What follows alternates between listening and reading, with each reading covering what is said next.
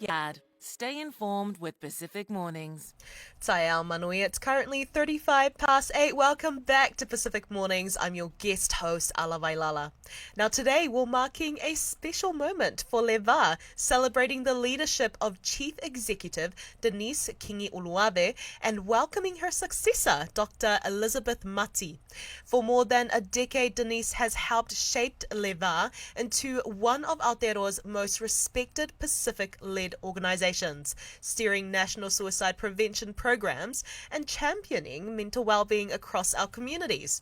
As she moves into a new strategic role with the WISE Group, Leva's next chapter will be guided by Dr. Mati, a clinical psychologist with deep cultural and community connections and over 15 years of experience in mental health, education and forensics settings. Both women are with me now. Gosh, what a lineup to talk about leadership, legacy and the future of Pacific mental health in Aotearoa. Talofa lava, Taiao Manuia, welcome to you both. Talofa lava. Morena, good morning. Morena, what can I say? Such a powerhouse duo in the house right now. Now, I'll start off with you, Denise. After more than a decade with Leva, what are the moments or achievements you're most proud of? Maloela lei, Ella. Thank you so much for having us on this program. It's a real honour. And, when I look back over the last 13 years being with Leva, there are many things that I'm proud of. But just if I could highlight a few of those. For me, I'm really proud that we at Leva have been able, we haven't been afraid to tackle the really hard issues that are impacting on our communities, such as mental health, addictions, suicide, disability, and sexual violence. And I'm really proud of the team that show up every day, to serve our communities in these areas. It's not an easy, it's not an easy area. But I'm also really proud of the fact that our training programs and our resources and everything we produce at Leva is really resonating with our communities and our workforce. That, they are culturally appropriate and clinically safe, and this is the feedback that we have been getting from our communities. So that makes me really proud that we are making a difference out there. I'm also really proud that we are viewed as a really trusted and professional organisation. So we don't just deliver to Pacific communities anymore. We have been given the privilege to deliver to the wider population in Aotearoa with a number of our programs, which brings me to the something personally that I'm proud of is being able to have designed and delivered 2 national suicide prevention programs in Aotearoa, both the Lifekeepers programs and Flow Pacifica Life, which have been shown to be really effective and are saving lives. Wow, what a legacy. And hey, just to you now, Elizabeth, you've been part of Leva as general manager. How does it feel to be stepping into the chief executive role? Miss Ella, there's a lot of kind of feelings and emotions, I think, but really at the crux of it, it's a massive honor, I think, for myself, my family and my village. So I'm Samoan and my dad hails from Satanapu, and for me, Leva, I think over the years it's become more than a workplace for me. It's work that I'm really passionate about, and it's a purpose that I really believe in, and I'm really also just really aware of the responsibility that this role carries, and I'm ready for it as well, and really excited too that I get to lead an inspirational organization that's really based on Pacifica worldviews, kind of Pacifica values and evidence-based, as Denise kind of mentioned. And also feeling really humbled. Denise is, she's amazing, and to follow in her footsteps as well, that's something that I'm very humbled by and also proud of. Now, Denise, you've led through big challenges, pandemics, natural disasters. Those are huge challenges. What kept you grounded and connected to the community during those times? Yeah, well, first of all, what a wonderful opportunity for somebody in their lifetime to be able to, while it was something that we hope doesn't happen often, having a pandemic like that. Not many leaders get the opportunity to lead through something like that. And so I'm really grateful for that opportunity. And things that really kept me grounded, apart from my family and friends, were my team.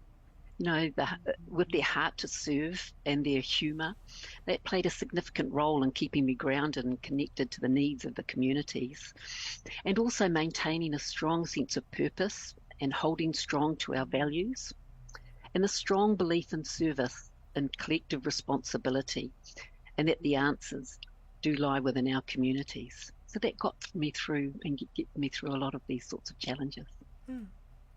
Now, Elizabeth, from your perspective, what's one thing you've learned from working alongside Denise that you'll carry into your leadership? There's a lot of things I'm definitely going to carry from Denise, but the one thing that I think stands out, and if you ask anyone, they'll probably agree, is her absolute fearlessness. And it's her ability to kind of stand strong and speak up for Pacifica, and we need more of that in this space. No matter what table she's sitting at, she speaks up with courage, but also I think she's able to do it with grace and respect, which means that people listen. She talks from her experience, her immense knowledge, and she's able to affect change across systems and across the sector. And I've seen her firsthand navigate really tough spaces for us and advocate for our communities, and I suppose just really hold her ground when it matters most. So for me, that fearlessness and also that balance, I think, of strength and humility is something that I will continue to hold close to my heart and remember and carry with me. But I also know Denise is just a phone call away as well. So if I need her, I can call her up for some of that support. Now, Denise, sorry, your role will focus on shifting the system towards primary prevention. What does that mean in practice, and why is it so important right now? Yeah. Before I move on, thank you so much. That's very humbling, Liz, to hear those words. Yeah. This new role is again a wonderful opportunity for me, and despite significant investment in mental health and addiction services for over a decade, the demand for these services has not decreased, and so it's time for a change in direction. To invest equally in prevention efforts, which we have not done in this country. And so primary prevention means working further upstream, like working at the top of the cliff, building well-being and resilience before crisis actually happens. And so, in practice, that might mean looking at training community leaders, creating safe spaces for young people, and designing services that reflect our cultures and values. And it's about getting ahead of the problems, not just responding when things are at breaking point. It's not about replacing treatment and services that are already there, but it's helping to reduce the pressure off those services. And so we need to do that by investing in primary prevention. So I hope to lead that challenge here in Aotearoa, New Zealand. And Elizabeth, what's your vision for Leva's next chapter, and how will you balance continuity with innovation? I definitely think, as Pacifica, we always honour those who paved the way before us. Many of us are standing on the shoulders of giants, and Denise is one of those giants. So it is about honouring that foundation and building for the future. My vision is that Leva continues to be a trusted leader in Pacific mental health, suicide prevention, disability, sexual violence prevention, and that we're also brave enough, I think, to innovate where it's needed. And that's something that I think Leva is known for, is innovation, and also pushing some of those boundaries too when those boundaries don't serve us. So we'll hold on to our values, our cultural intelligence, and our commitment to our community, and definitely evidence-based practice. And at the same time, I think we'll explore new ways of working, harnessing new technologies that are emerging, and continue and to find solutions that resonate with our communities. Now, both of you bring deep cultural connections into your work. How have your personal backgrounds shaped your approach to leadership in the Pacific mental health space? We'll start with you, Elizabeth. Well, my family, I think, is my everything, from my parents to my husband and my children, and everything I do for my family and my background and my culture. They make who I am, and it's a big responsibility that I think that I carry. So I think important values for me are respect. It is about compassion and caring for others, something that I think that my dad really taught me growing up, and it's the reason why I originally chose to become a psychologist and work this space was a deep empathy and compassion for the well-being of others. And in terms of influencing my decision making, everything that we do at Levar and our purpose is about supporting people of the moana, supporting tangata moana to unleash their full potential, and for them to thrive and to have the best possible health and well-being outcomes.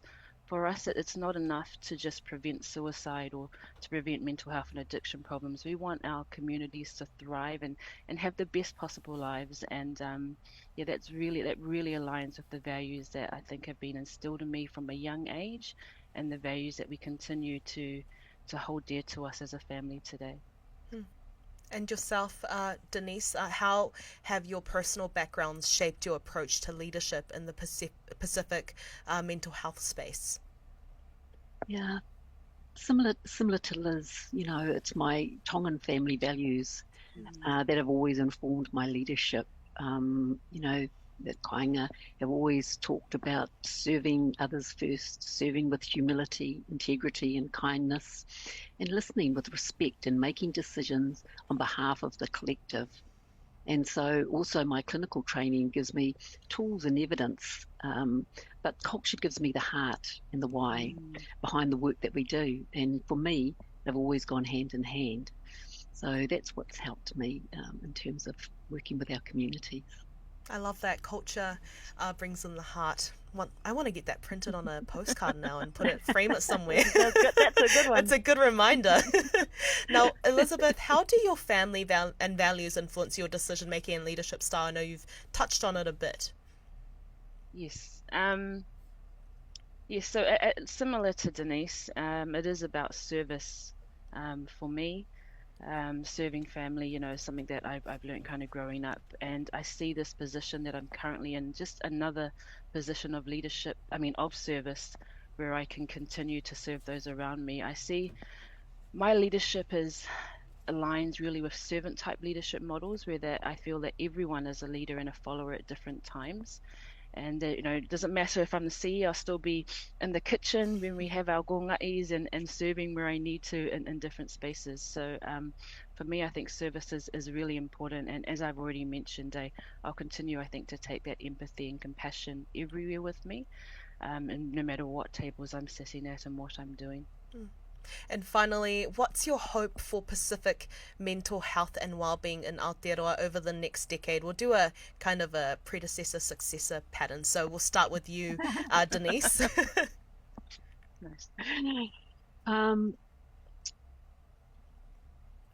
My hope for Pacific mental health and well-being in Aotearoa is that we are courageous enough to address the root causes of mental health and addiction issues, and that we're equipped with the knowledge and the skills to maintain mental wellness, which is, why it's so important for me to go into that role of leading primary prevention in this space. And so I also want to see more culturally responsive mental health care in the next decade, so that our people, when they come to services, feel that their cultural values and worldviews are respected and valued.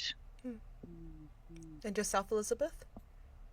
Yeah, I think it's very similar to Denise. We can no longer be the ambulance at the bottom of the hill. My hope is that we do these massive shifts in systems from crisis to primary prevention, and preventing harm before it occurs. We're never going to have enough secondary and frontline services to meet demand. We need to prevent harm from happening for economic reasons, but also for social and cultural reasons too. We want to prevent harm to our communities. I'd really love to see our cultural ways of knowing, our cultural models of mental health and well-being being celebrated, being validated and utilized across even mainstream. And I really hope that our young people will continue to, and I think this has improved, but I really hope that our young people will grow up and know that it's okay to share openly how they're feeling. It's okay to ask for help. And when they do ask for help, the services are there, the family is there, the community is there to be able to provide them that help that they need, which is kind of in line with what Denise said. So it's important that we're equipping our families, our communities with those skills and supports they need so that we can have the environment where our young people can thrive. Whawhetai tele lava, māloa pito for your time this morning. This has been a very empowering talanoa. Thank you again for your time. That was outgoing Leva CEO Denise Kingi Uluave and the new Chief Executive Dr. Elizabeth Mati. Whawhetai lava, māloa pito. Thank you so much. Ella. Malo. Malo, o whalahi atu. Now, if you